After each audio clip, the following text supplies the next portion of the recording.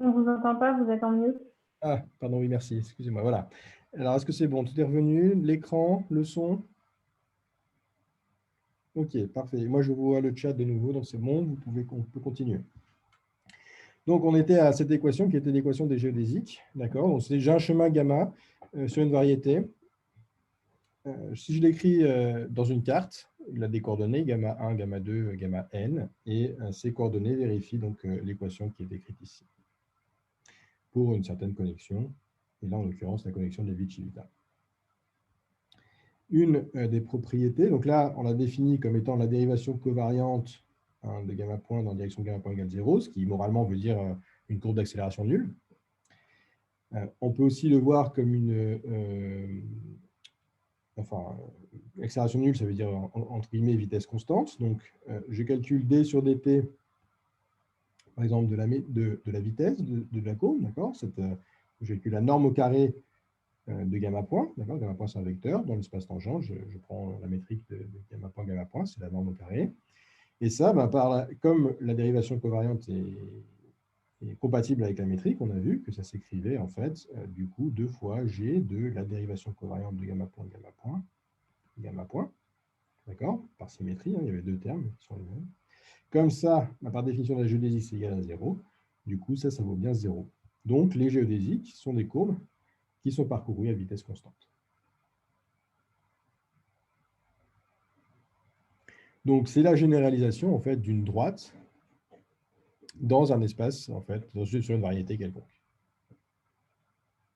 Donc, sans vouloir déflorer ce qui arrivera la semaine prochaine, sur un espace, l'espace euclidien normal, hein, R2, R3, Rn, peut-être vu comme une variété, c'est un peu débile, mais c'est comme ça, dans lequel, par exemple, on pourrait avoir tous les symboles de Christoffel nuls, et dans ce cas-là, on a effectivement bien que gamma point point égale 0, et ça définit bien une droite.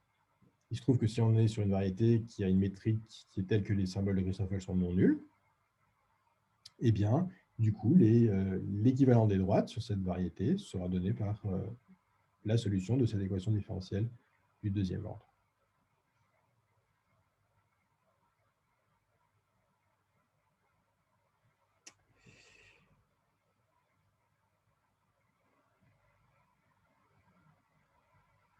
D'accord? Alors,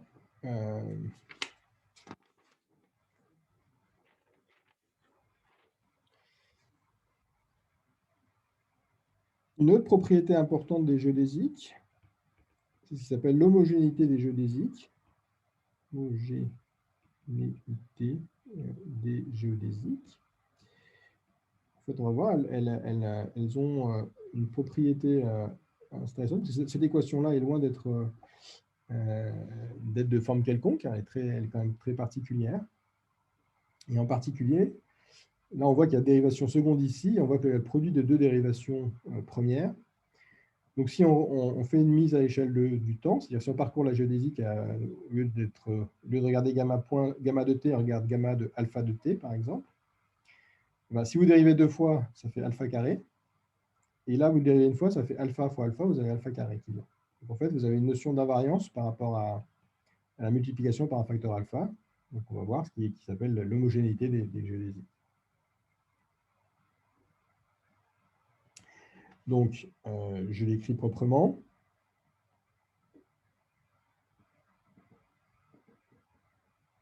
Donc, si gamma de t, alors P et V, du coup, je vais mettre de mention explicite.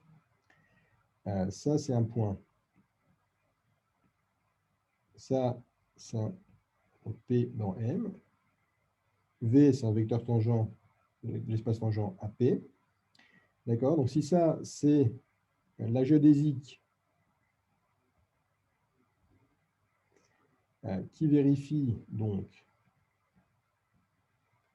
par définition, gamma point point égale 0, c'est une géodésique, mais avec les conditions initiales, gamma en 0 égale P, et gamma point en 0 égale V. D'accord? Oui, j'ai oublié de dire quelque chose, qui est que cette équation-là, il lui faut effectivement deux conditions initiales, d'accord? Une, c'est une équation d'ordre 2, donc il faut un point de départ et une vitesse initiale pour pouvoir définir Et comme on peut écrire gamma point point en fonction de gamma point, en fait, on peut l'écrire comme un système de deux équations d'ordre 1. Et donc, il y a forcément localement, de nouveau, par le théorème d'existence des équations différentielles linéaires d'ordre 1, une solution unique localement à cette équation. On peut, si je me donne un point de départ et une vitesse de départ, localement, je peux intégrer cette équation et avoir une solution de cette équation différentielle. Donc, ça a un sens de dire, de résoudre ça. Et là, la solution, juste pour cette petite démonstration, j'explicite exactement sa dépendance vis-à-vis du point de départ et de la vitesse initiale.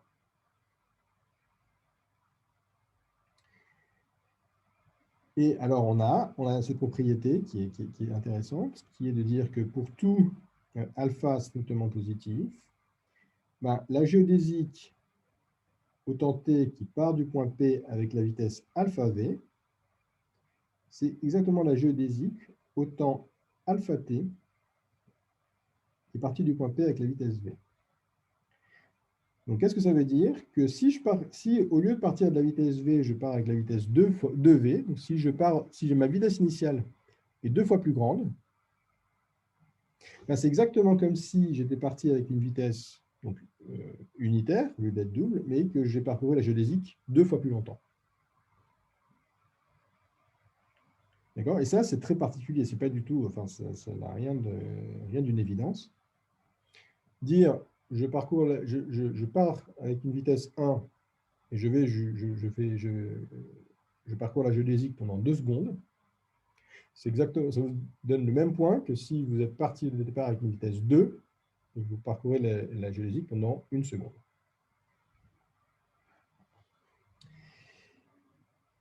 Et pourquoi ça? Eh bien, pourquoi ça? Ce n'est pas très compliqué.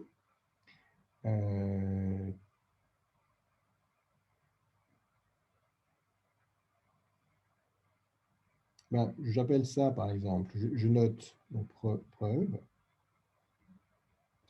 Donc, je note h de t, d'accord, la fonction gamma, alpha t, pv. Et je regarde, j'ai h de 0. Que vaut h de 0? Ben, c'est gamma 0 pv. D'accord, ben, ça c'est p par définition. Si je regarde h point de 0, ben, h point de 0, c'est alpha gamma point de 0 p et v. Ça, par définition, ça vaut v, donc ça vaut alpha v.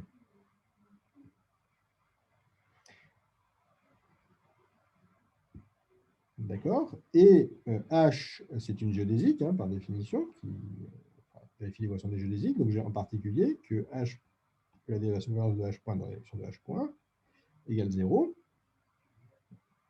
Et ça vaut quoi? Ben, si j'écris l'expression, ça vaut la somme sur K. D'accord? De quoi? Ben, de H point point de K plus la somme sur I et J égale 1 à N de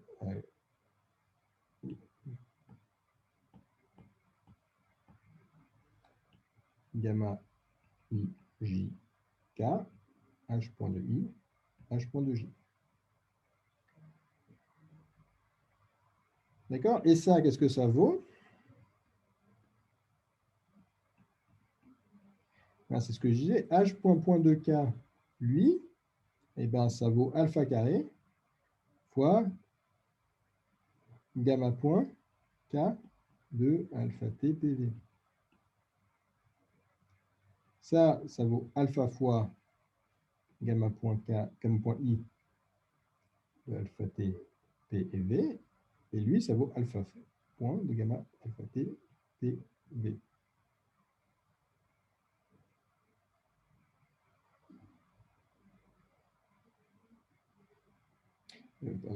Enfin, ça, pardon, je ne sais pas que ça vaut 0 encore. Ça, pardon, j'écris ça. Oui, je suis un peu vite en besogne, pardon, excusez-moi. Le raisonnement n'était pas terrible, là.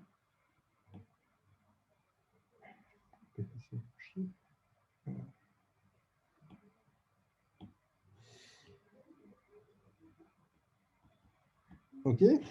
Et donc ça, c'est donc égal à alpha carré fois en fait, gamma point point de k en alpha t PV, plus la somme sur IJ de gamma IJK, gamma point I, gamma point de J au point alpha t PV. Et donc ça, effectivement, ça vaut 0. Parce que gamma est solution d'une équation, et parce que donc c'est égal en fait à alpha carré, gamma point, et donc c'est égal à 0, puisque ça, c'est égal à 0 parce que c'est une géodésique. D'accord. Donc on voit bien effectivement ce qu'on appelle l'homogénéité, c'est-à-dire que la dérivée seconde a fait exhiber un alpha carré, et les deux gamma points ont exhibé le même coefficient. Et donc, par définition, ça définit l'équation géodésique. Son point initial, c'est P, sa vitesse initiale, c'est alpha V. Donc, c'est effectivement que H de T, c'est gamma de T, P, alpha V. C'est donc ce qu'il fallait démontrer, c'est donc ça. Voilà, donc ça, c'est vraiment une propriété importante des géodésiques.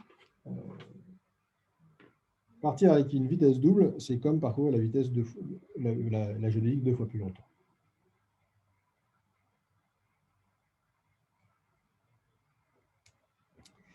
OK, et il y a enfin une dernière chose que je voudrais introduire là, qui est la notion de l'exponentielle et le logarithme riemanien.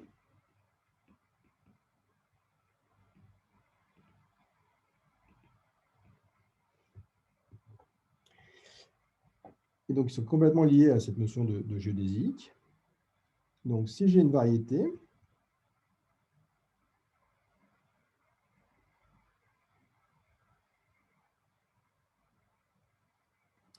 M, je me donne un point P sur ma variété. J'ai évidemment un espace tangent ici au point P sur M. Et je peux me donner un vecteur V sur ce plan tangent.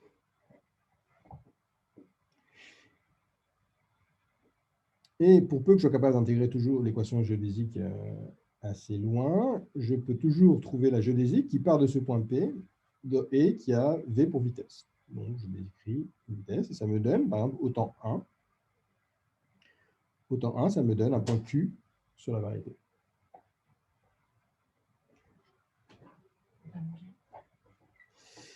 OK. Donc, on peut reconsidérer l'application qui, de l'espace tangent à M en P, associe un point sur M et qui a V associe donc ce qu'on va appeler en fait l'exponentielle riemannienne en P de V et qui est la géodésique au temps 1 qui est partie du point P avec la vitesse V.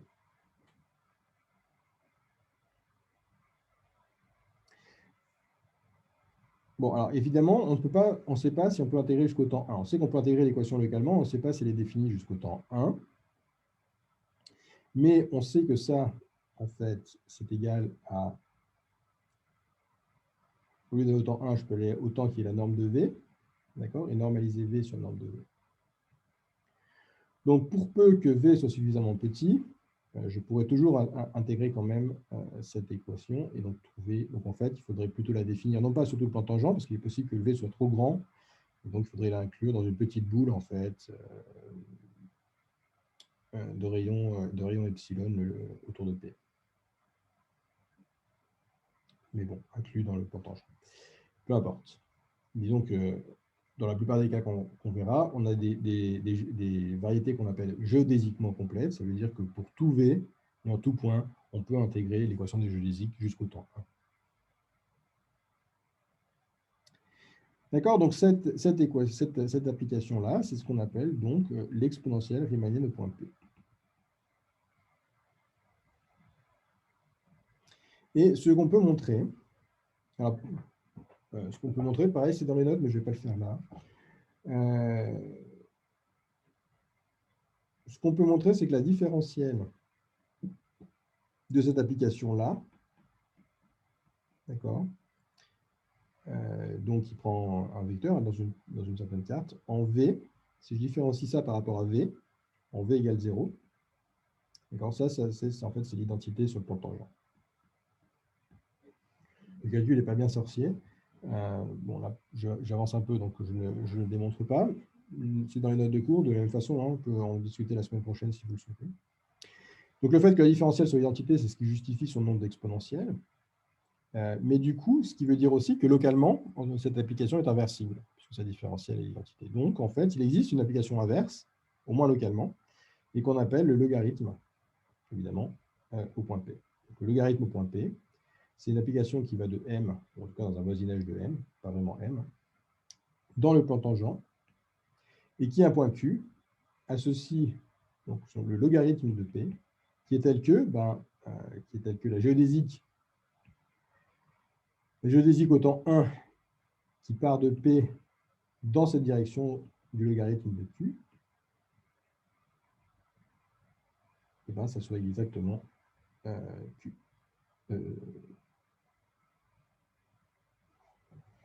Alors, c'est juste la définition d'inverse. Donc, si je me donne un point Q, d'accord, je peux trouver une vitesse V dans le plan tangent en P, telle que la géodésique relie P à Q.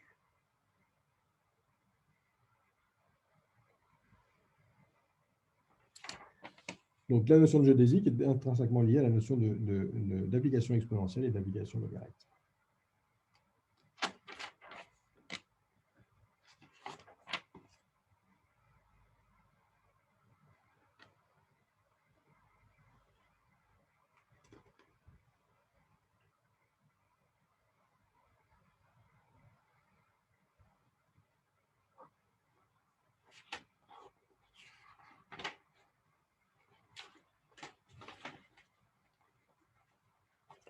Ok, alors, bon, je ne sais pas, il reste 10 minutes.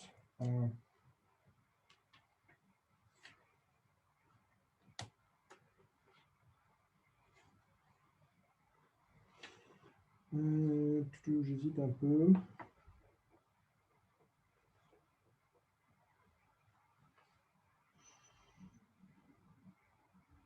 Non, on va s'arrêter là. Ça fait une bonne coupure.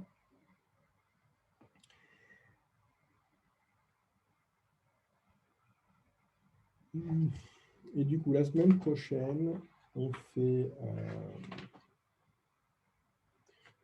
Donc là, on a introduit vraiment toutes les notions importantes de géométrie différentielle que je voulais. Il me manque deux petites choses qu'on fera en début de séance la semaine prochaine, qui est donc là, on a une expression de la géodésie qui est par cette équation différentielle du deuxième ordre. Et on a déjà un peu compris qu'on pouvait la simplifier ou la découpler en deux équations différentielles du premier ordre. Donc, ce qui nous amène à la formulation lagrangienne et hamiltonienne des géodésiques, donc ce qui n'est pas très compliqué, et ce qui terminera complètement toutes les notions de géométrie différentielle que je voulais aborder. Et du coup, après, donc la semaine prochaine, on va regarder des exemples simples, un peu pour se familiariser et regarder effectivement qu'est-ce que ça fait, quelles sont les solutions de ces équations. Donc, si j'ai le métrique, j'ai les Christoffel. Dans des cas simples, on verra la sphère, on verra les demi-plans de points carrés, des trucs qui sont assez sympas et qui vont permettre déjà d'être plus concrets, je vais dire. Et progressivement, on va dériver vers des variétés qui nous intéressent plus pour l'analyse de données.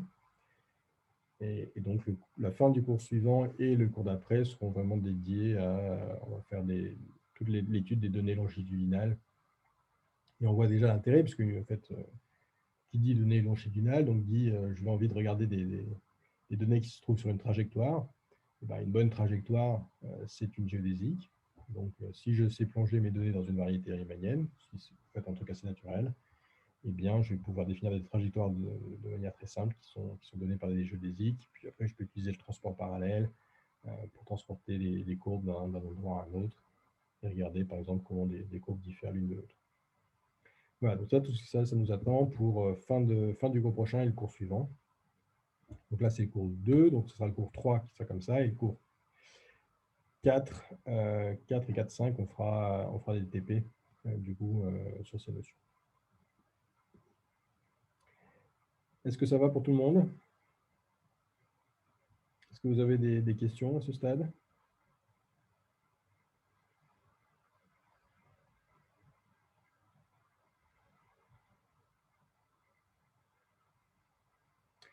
Bon, et ben, si tout va bien, je vous donne rendez-vous la semaine prochaine.